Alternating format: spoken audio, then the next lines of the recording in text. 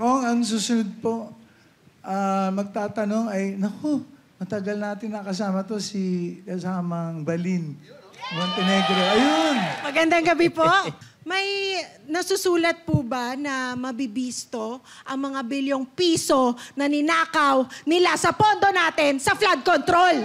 Meron. Saan po? Gaya nga ng laging sinasabi ni Brad Pitt, lahat ay nasusulat.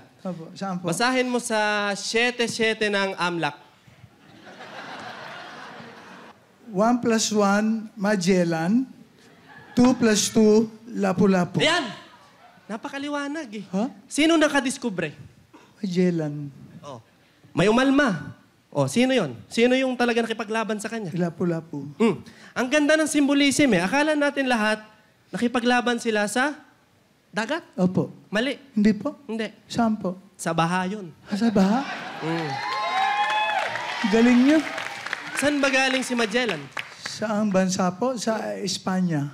Saan ang laging unang baha? Espanya po. Ayun! Ang galing! Diba? Ang galing niyo! Ellen! Ang galing niyo!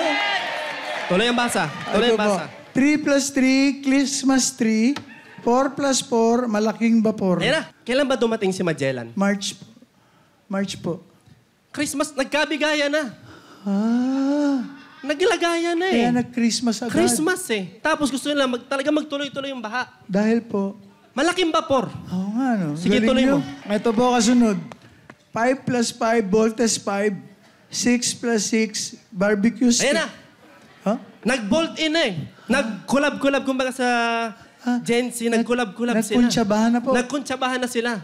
Tapos ano yung 6 plus 6? Ito po, barbecue stick. Tinuhog na yung mga pondo. Bilyong pondo. Pati yung mga project. Pati yung mga proyekto. Ang galing! Ang galing! Tapos, anong ginawa? Tuloy mo.